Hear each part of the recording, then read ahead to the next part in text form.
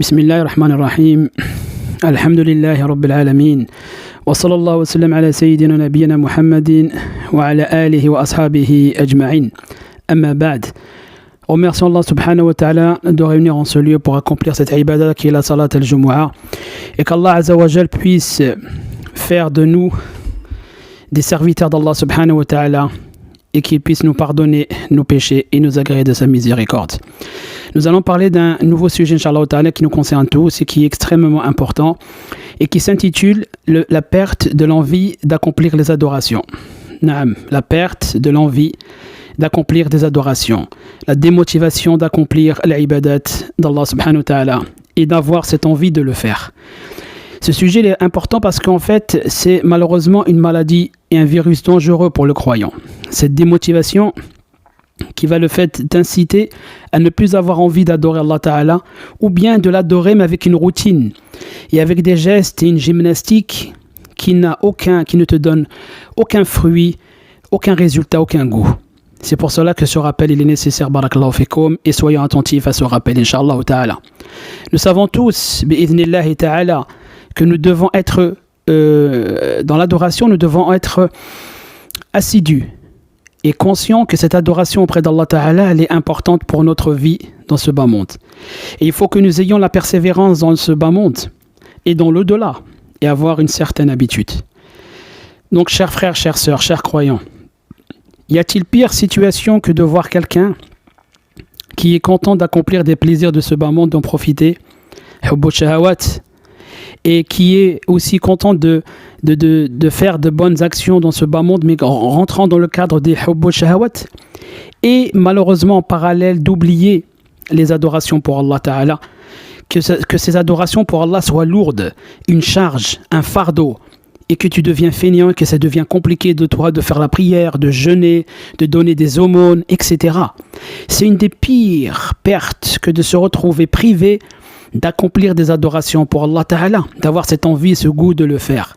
C'est une catastrophe de ne pas ressentir quelque chose qui te donne envie d'accomplir les adorations.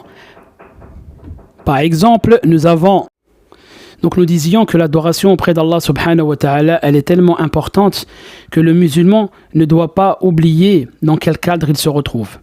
En effet, si nous savons que adorer Allah subhanahu wa ta'ala est importante et que nous voyons que nous avons une réticence ou une lourdeur dans l'adoration, nous devons nous poser ces questions. Je disais tout à l'heure, c'est une catastrophe de ne pas ressentir l'iman, le goût, le halawiya, donc ce miel dans l'adoration. Et donc cette catastrophe fait que, par exemple, un exemple simple, quand tu veux faire ta prière, ta salat, et tu dis Allahu Akbar, et que tu ne ressens rien dans le fait de dire Allahu Akbar, que tu ne ressens rien dans le fait d'accomplir ta prière. Alors que le prophète alayhi salatu wassalam a dit de la prière est la réjouissance de mes yeux. Il a dit la réjouissance de mes yeux se trouve dans la salat. Donc fi salat, la réjouissance de mes yeux. Et il disait notamment Bilal qui est connu, celui qui faisait le adhan à l'époque du prophète alayhi salam, il lui dit Bilal, repose-nous par la salat, c'est-à-dire fais le adhan, qu'on nous puissions faire la salat. Et pourquoi? Parce qu'on se sent bien quand on fait la salat. C'est ce que disait le prophète, il se sentait très très bien. Et pourquoi on n'accomplit pas la salat al-fajr comme il se doit, et accomplir aussi la lecture du Coran de l'Fajr, comme a dit Allah subhanahu wa ta'ala, que le Coran du Fajr, il est important. Et comme disaient les pieux prédécesseurs, que c'était le meilleur moment, la meilleure sensation et le meilleur plaisir de la journée, qui était la prière du matin du Fajr et le Coran du matin. Pourquoi justement on ne ressent pas le goût de l'aumône, par exemple au sadaqat, et les fruits comme le ressentaient les pieux prédécesseurs? Eux, quand ils accomplissaient cette aumône, ils ressentaient derrière un goût, un iman en fait, qui était une situation qu'on ne peut pas décrire réellement, une sensation ajib. Il y avait le savant Sufyan al-Thawri rahimahullah qui disait, quand il voyait un pauvre par exemple qui venait mendier aux portes, il disait il était le bienvenu, il dit sois bienvenu, ô celui qui va me laver des péchés, subhanallah, ô sois le bienvenu, ô celui qui va me laver des péchés. Laver par quoi? Par le fait de faire une aumône, de lui donner une sadaqa, de lui donner une aumône à ce pauvre, et le fait d'avoir fait cette action, cette ibada, Allah Ta'ala le laver te purifie justement par cette aumône en te retirant les péchés. Avoir envie d'adorer Allah subhanahu wa ta'ala aussi, c'est de mettre une sensation dans ta motivation. Pourquoi ceux qui nous ont précédés avaient cette envie, cet amour d'adorer Allah Ta'ala? Et pourquoi nous aujourd'hui on ne l'a plus? En tout cas, elle est négative ou elle diminue de pire en pire. Les vrais pauvres sont réellement ceux qui sont partis de ce bas monde sans avoir certes profité des passions et des biens de ce bas monde, mais ils avaient le plaisir de l'adoration. Ils avaient l'envie d'adorer Allah subhanahu wa ta'ala avec amour. Et ils aimaient vraiment Allah ta'ala pour de vrai. Alors nous, on doit se poser aujourd'hui une question. Où sommes-nous réellement face à cette situation aujourd'hui? Naam, où sommes-nous? L'envie d'être proche d'Allah ta'ala, l'envie de l'aimer, l'envie de la sensation d'être dans l'au-delà, l'envie de voyager vers le paradis, comme le faisaient les plus prédécesseurs. Nous devons nous poser ces questions-là. Si nous avons cette envie-là, alhamdulillah, ala kulli hal, nous sommes sur le droit chemin. Si nous ne ressentons pas tout ce que nous venons de citer, nous devons nous remettre en question et nous dire pourquoi je n'arrive pas à ressentir quelque chose quand je fais la salat. Pourquoi je ne ressens rien quand je jeûne, à part la faim, la soif et la difficulté de jeûner. Pourquoi je ne ressens pas quelque chose quand je fais mon pèlerinage? C'est juste un voyage classique comme un autre. Pourquoi je ne ressens rien quand je donne une aumône en retour par rapport à cette aumône?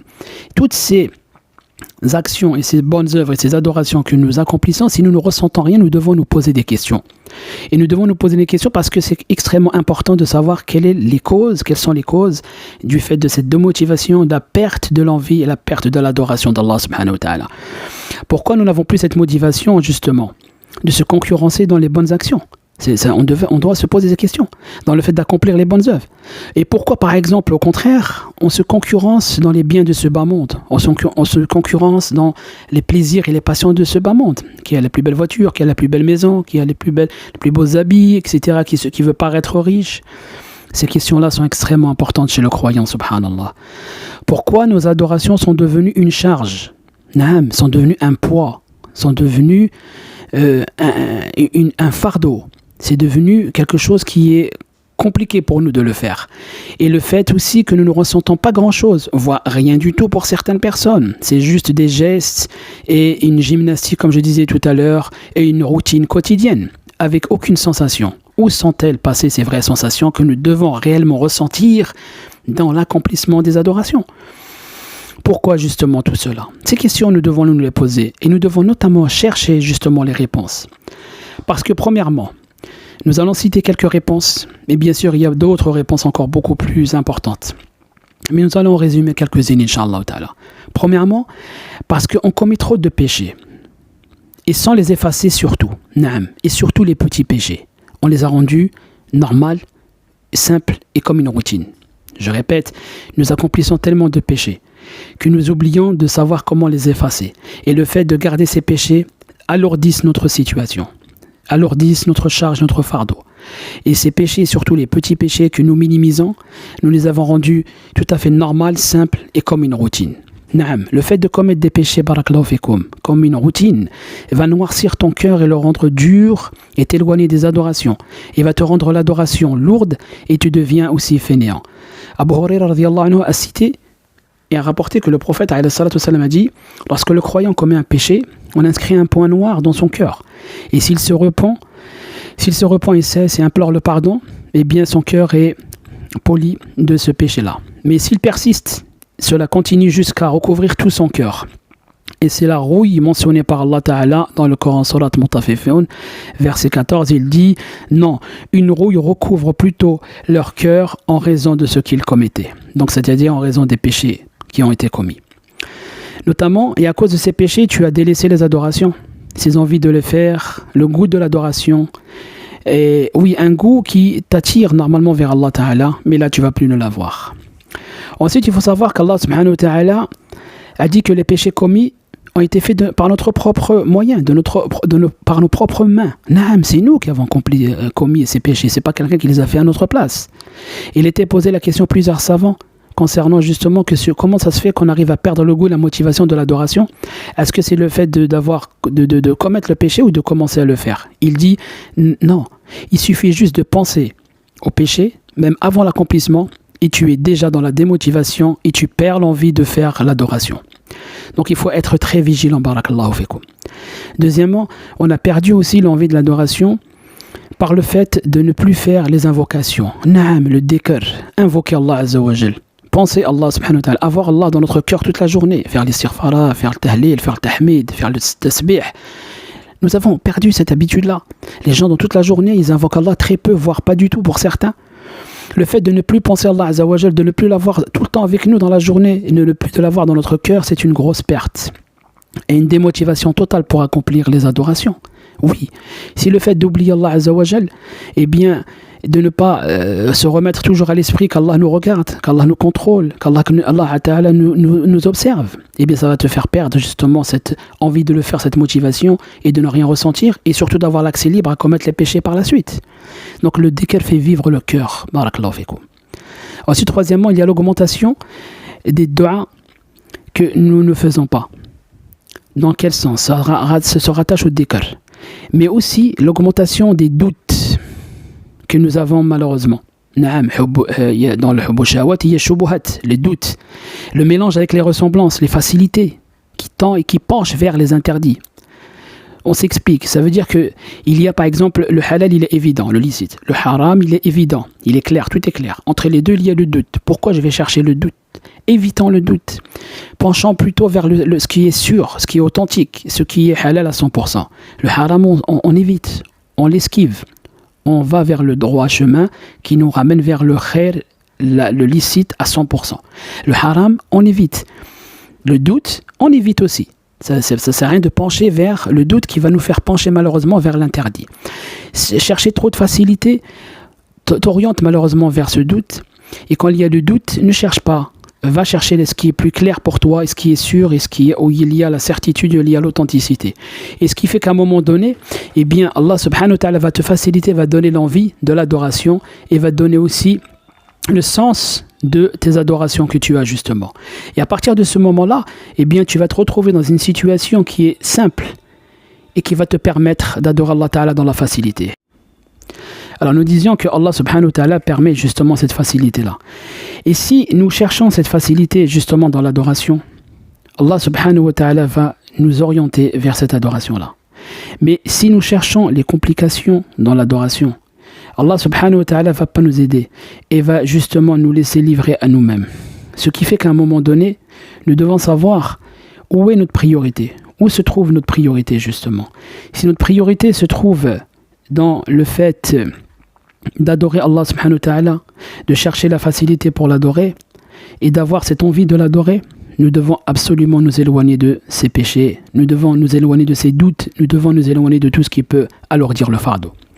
Aussi, il faut savoir que le fait que nos cœurs soient remplis de maladies comme aussi l'orgueil, la haine, la jalousie, toutes ces maladies, ces virus, comme a dit le prophète sallallahu alayhi wa sallam, il dit dans le hadith, il y a en vérité dans le corps un organe. S'il est bon, tout le reste du corps est bon et il sera bon. Et s'il est mauvais, tout le reste du corps sera mauvais. Eh bien, c'est le cœur.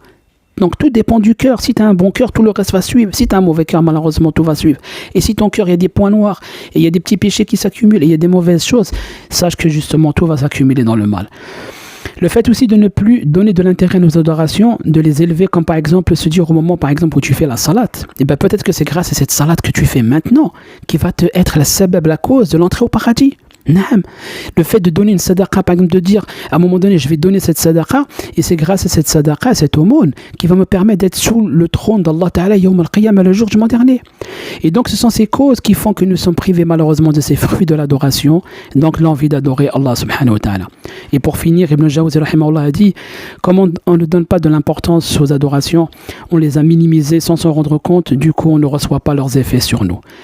Et donc nous devons absolument donner de l'importance à nos adorations, de ne pas les alourdir dans le mal mais dans le khair, et de le donner justement, de le cibler par le bien pour qu'Allah Ta'ala puisse te donner cette motivation, cette envie et cette motivation d'adorer Allah Ta'ala. Comme il dit le prophète sallallahu alayhi wa sallam, Ya Allah, c'est celui qui fait basculer les cœurs, confirme et maintient mon cœur sur ta religion. Subhanakallahumma bihamdik, nashhadu an la ilaha illa anta nastaghfiruka wa natubu ilayk, walhamdulillahi rabbil alamin.